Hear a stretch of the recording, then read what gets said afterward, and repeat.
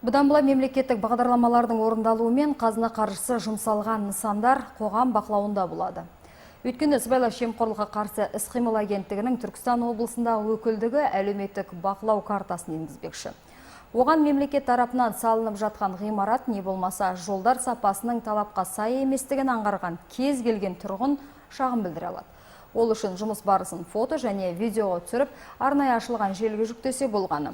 Осылайша қоғамдық бақылауды күшейтуді көздеген департамент инвесторлардың құқығын қорғау үшін шетелдік компаниялармен меморандумға отырды.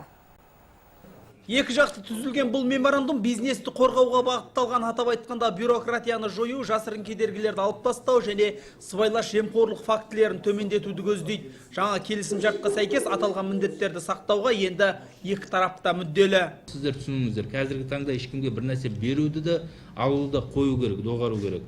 Сондықтан осы мәселелердің барлығын сіздер біліп отырсын деп біз сіздер жинап отырмыз.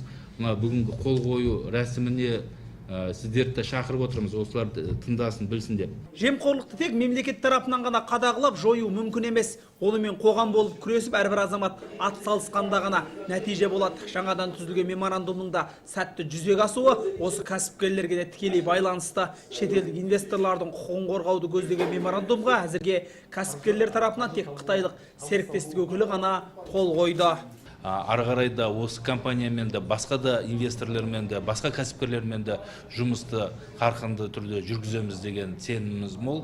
Енді әрине кез келген мемлекеттің негізін қалаушы ол бизнес, орта және кіші бизнес болып табылады. Сондықтан осы мәселеге біз үлкен мән беріп отырмыз. Жасыратыны жоқ, инвесторларды қолдап, оларға ыңғайлы жағдай қалыптастыру үшін қазір Қазақстан қарышты қадам жасауда.